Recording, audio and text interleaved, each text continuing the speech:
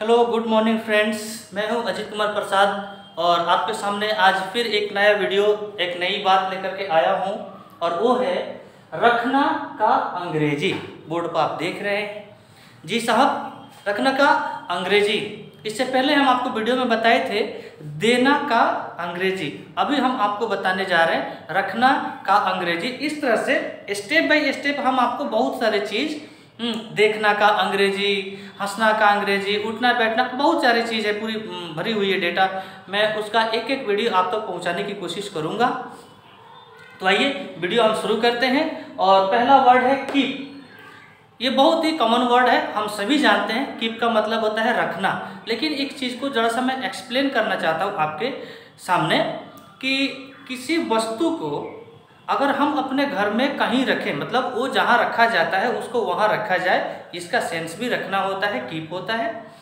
अगर अपने साथ हम किसी चीज़ को रखते हैं, जैसे हम टीचर हैं तो हम अपने साथ पेन रखते हैं, जो डॉक्टर साहब होते हैं वो लोग अपने साथ कुछ मेडिसिन रखते हैं, जो बड़े बीमारी का मरीज होते हैं वो जैसे दमा हो गया इस टाइप का, तो वो अपने साथ मेडिसिन रखते हैं। तो अपने साथ किसी चीज़ को रखने का अंग्रेजी भी कीप होता है।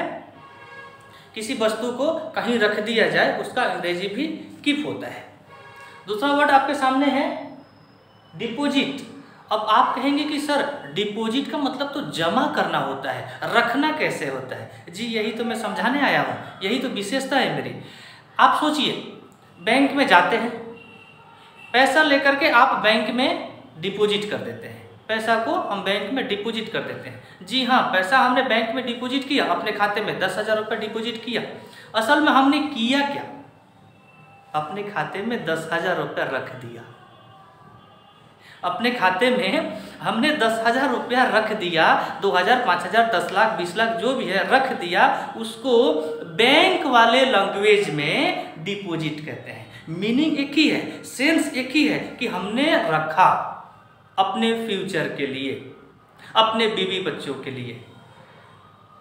तो सेंस एक ही है, वर्ड अलग है क्योंकि बैंक का सेक्टर अलग है, एजुकेशन का सेक्टर अलग है, वो डिफेंस वालों का सेक्टर अलग होता है, इंजीनियरों की सेक्टर अलग होती है, कंप्यूटर का सेक्टर अलग होता है। तो एक सेक्टर के हिसाब से एक लैंग्वेज फिक्स किया जाता है ताकि समझना और समझाना दोनों ही आसान हो जाए। तो ये बैंकिंग लैंग्वेज में डिपॉजिट होता है, मतलब तो एक ही है, रखना। आई होप आप समझ गए। अगले वर्ड पे आते हैं मॉर्टगेज। मॉर्टगेज जी, गिरवी रखना, बंधक रखना। अब ये क्या होता है, इस चीज़ को समझ लेना है। मान लीजिए कि एक ऐसा वक्त आया जब हमें पैसे की ज़रूरत है और उस वक्त हमारे पास गारंटी के लिए कुछ है नहीं, गारंटी के लिए कोई है नहीं कि वो बोल दे कि भाई इनको आप कुछ पैसा दे दीजिए, ये आपको लौटा देंगे। हम आपके पास गए, हम साहूकार के पास गए, उससे बोले कि देखिए ये मेरे पास सोने की चैन है, इसको आप अपने पास रख लीजिए, मैं इसको आपके पास बंधक रखना चाहता हूँ, गिरवी रख देना चाहता हूँ और इसके बदले में मुझे कुछ पैसा दीजिए, मुझे इस वक्त पैसे की सख्त ज़रूरत है। तो मतलब क्या कि अगर पैसा वो हमें दे रहे हैं, जिनसे भी हमको पैसा लेना है वो दे रहे हैं, तो हमने गारंटी के तौर पे एक कोई वस्तु, बहुमूल्य वस्तु, कीमती वस्तु उनके पास रख दिया। तो इसका अंग्रेजी हो जाता है मॉर्टगेज। अब आप इस मॉर्टगेज के बदले में डिपॉजिट भी नहीं बोलेंगे और कीप भी नहीं बोलेंगे।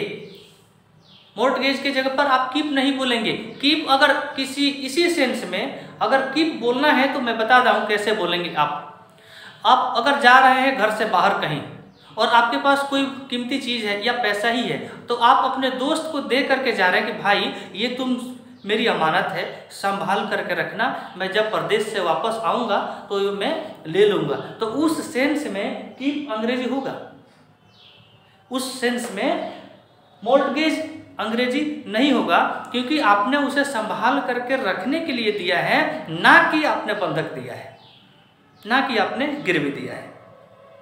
तो आई होप आपको समझ में आ गया कि मॉर्टगेज और कीप, डिपॉजिट का डिफरेंस क्या होता है।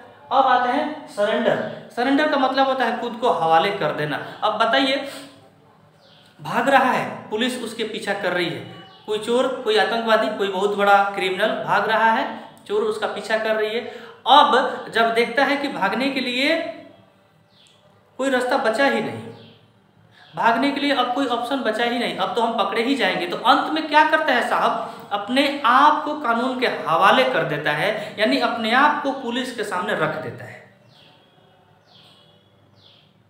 डिफेंस सेक्टर में, पुलिस लैंग्वेज में उसको सरेंडर कहते हैं। लेकिन सेम से जरा सा आप सोचेंगे तो वो कर क्या रहा है कि अपने आप को पुलिस के सामने रख रहा है, हाथ ऊपर करके ऐसे अपने आप को कानून के हवाले कर रहा है, अपने आप को कानून के सामने रख रहा है। ये सरेंडर का इनर सेंस होगा अगर इसको यही तरीके से देखें तो।